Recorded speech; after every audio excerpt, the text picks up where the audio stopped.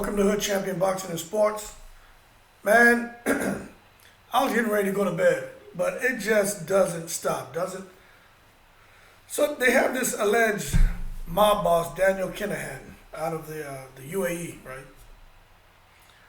Somehow he seems to have some kind of ties to sports, okay? And now he's gained a lot of interest from the authorities. But what's happening, right? There are a lot of people who somehow have a relationship with this guy. So now you got those people out there who want to hate Tyson Fury. Now they're saying that this alleged mob boss and Tyson Fury worked to fix the first three Wilder fights. Now, I mean, talk about taking it to the stupid. I mean, at what point are people going to stop reaching with all the BS when it comes to Deontay Wilder? Okay, the first fight seemed pretty fair to me. Deontay Wilder almost got him out of there. The referee, when Fury went down the second time, I do think that was a long count. I do think he gave him a lot of time to recover. But that's something that referees are supposed to do now when by the commission. They're expected now, and this is for the safety of the fighter. Get up, walk to the left, walk to the right, come back, come forward to make sure that equilibrium is there. And when you return them out there to fight that, you're not putting them, they're not in a vulnerable state, and you're not risking any, unnecessary damage.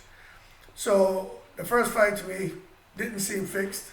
Don't think any mob boss had anything to do with Tyson Fury outboxing Wilder for, the total 12 rounds.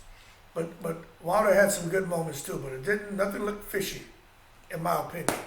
And the only questionable point in that fight was the referee. And when Tyson Fury got knocked down, it was looking to be out cold in the last round.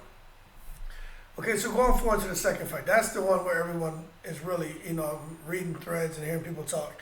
The mob boss, they fixed the Wilder fight. People out there doing posts about it. Look, and what they're running with is the fact that when Tyson Fury was asked about him, he said it's none of your business as far as his relationship with this alleged mob boss. That Tyson Fury is right. It is no one's business. He's 100% correct. But they have this saying, hit a dog, it'll holler.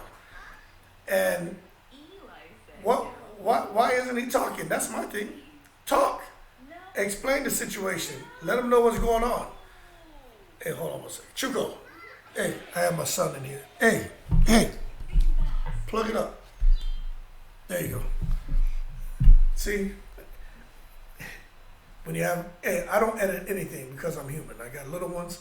They want to hang out with daddy while daddy's doing the video. But back to what I was saying. But when you're not going to go out there and tell people that what your relationship is, people are going to run with it. And maybe this is what Tyson Fury wants because he's a genius when it comes to mind games.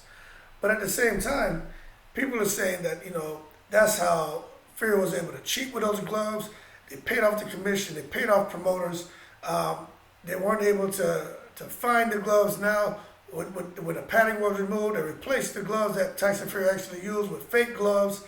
And all this happened because of his ties with the mob. I mean, just ridiculous. Absolutely ridiculous.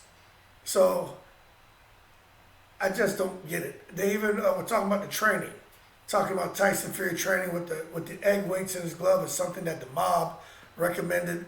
They actually manufactured these egg weights that couldn't be detected through a metal detector. That's how they were able to get them into the stadium and get them into the ring and get them behind in the locker room where the commission couldn't detect them, and they had them slid in the gloves. I mean, just stupid. So that's why Wilder lost the second fight. It had to do with the mob. In the third fight, the same thing. And also the mob was the one who was working with the trainer Deontay Wilder fired, man. Mark Breland. Working with him to give him, to put something in his drink. This was all pre-coordinated with the mob and how everybody got paid off. Just false news, creating the wrong narrative, just breathing life back into something that should just be left to rest and not even talked about again, in my opinion. But it makes for a good story. It's funny to me. But I do wonder, why wouldn't Tyson Fury talk about it? Why wouldn't he say what his relationship is with the guy if you don't have anything to hide? But at the same time, anything you say can be used against you. So I want to just act like I didn't hear that question. I wouldn't even have said next question. I wouldn't have said nothing.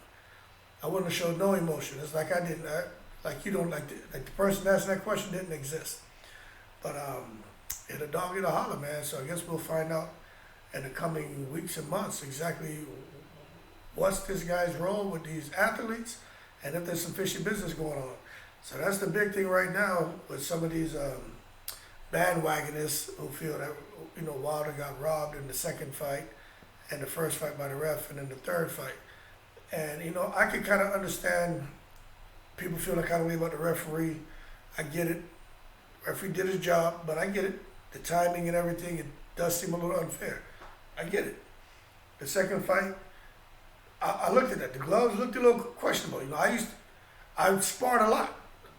To see gloves, they have some the really old gloves that have, the integrity has been broken down and the horsehair in them, and they'll flop around like that. But a fresh pair of gloves, just unopened to go into the ring for a fight, flopping like that, I wasn't quite sure. I'm still, I don't know. I've never seen gloves do that, but, hey, whatever. But then to come now in the third fight and say that Deontay Wilder lost because Tyson Fury cheated and the mob fixed the fight for him to get knocked out. Like, that's just foolishness. Like, someone woke up in the morning and had a big bowl of dumbass for breakfast. Like, they must have had, just fill that bowl. They probably had like a big ass soup bowl full of dumbass and went and ate that before they came out here talking craziness. So, and I probably know better because I'm here talking about it, right? But anyway, just a real interesting, man. Tyson Fury on a relationship with the alleged mob boss is none of your business. The internet's taking it and running with it. Look, Deontay Wilder's not going to come out and say anything about that, I don't think. I think Deontay Wilder's beyond it all. I think he realized that Tyson Fury is just a better man when it comes to fighting, and I think he's accepted that. We'll see if he comes back after he gets over nursing his injuries or whatever he has going on, and I hope he does come back. But I just hope this doesn't create any unnecessary distractions. It's probably a good a benefit to Dillian White if the media takes and runs with this and creates all this chaotic BS that somehow gets Tyson Fury to not focus on what he needs to do. And now Dillian White shocks the world. When I say shocks the world, I mean shocks the world. And that's exactly what's going to happen if Tyson Fury gets distracted by all this BS. So anyway, they're saying he's in cahoots with this guy. That's why he's not talking. And I don't know. I never heard of this guy, Kinahan. I never heard of him. Don't know anything about him. It's crazy. But I do know that Tyson Fury, as far as his relationship with the guy, it came under fire when it was revealed that Top Rank paid $4 million consultant fees to Kinahan over a multi-year period. So, if anything, it's Top Rank involved in that. So you gotta, people are gonna start peeling this back, man. They look like this can get bigger and bigger, and they're just going to continue to exacerbate this issue because it makes you. Why are they paying consultant? Why is Top Rank paying anyone consultant fees, especially $4 million? Bob Aaron's been doing this for a long time. Who does he need to consult on anything? Plus, the man was a lawyer. So it just makes you wonder what's going on. It's got to be something juicy if the government's offering $5 million for this guy's arrest and conviction, So it's something going on, man. Not sure what it is, but there is definitely something going on. And I am not sure what is going to be the end result. But that's pretty juicy that Top Rank was gave this guy $4 million over the last few years in consultation fees. And now they're saying that he has something to do with Tyson Fury getting back into boxing, him beating Wilder 3 fights, the fight being fixed when he got the cut over his eye. And just a lot of stuff being said, man. So Tyson Fury just can't escape some kind of what's that shit, man? Some kind of drama, some kind of craziness, man. There's always something going on with Tyson Fury in his life. I mean, it's like the man can't get a break. But then there was the wild boar stuff. One guy was commenting about Tyson Fury. The mob boss is the one that got helped to resolve all the issues with him and the bad meat that he supposedly ate and all that when he was really taking performance enhancement drugs. So there's all kind of, man, what is that shit that they call it? All kind of conspiracy theories floating around about Tyson Fury and this guy, and that's just what people do, and that's what social media does.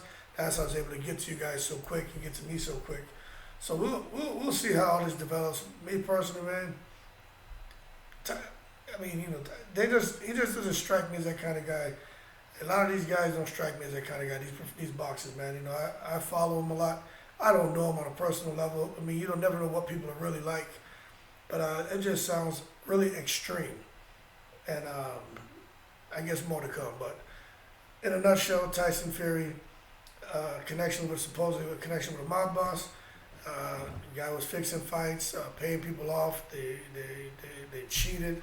Wilder, something about the egg weights and making sure they can get through metal detectors, like real foolishness. Replacing the gloves that had the padding taken out with something else, paying off the commission, and able to pay people off to where Tyson Fury actually was saying he ate bad boar meat or something like that when he was actually on peds. There's just a lot of rumors and stuff and crap flying around on the internet as a result of this supposed connection between Fury and this alleged mob boss, but really it sounds like it's top ranked, but Fury's underneath that umbrella. And there's things associated with Fury and things he was going through that they're saying this guy played a part in. So got to be something juicy, not just for Fury, but all athletes, because for Top Rank to pay this man or his company or LLC or whatever it is over $4 million the last few years in consultation fees makes you wonder why. And nobody right now wants to talk about what they're doing and why they're doing it and how they established a relationship with him.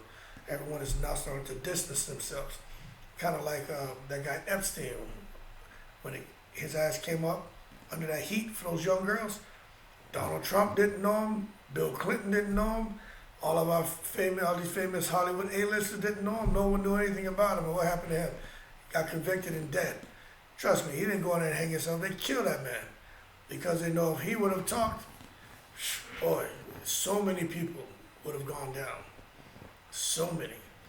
But anyway, more to come on this. I think it's hilarious. But hey, it makes it interesting, right? That being said, like and subscribe if you enjoyed the video. More to come. Shout out to all the veterans, and I'm in the breeze.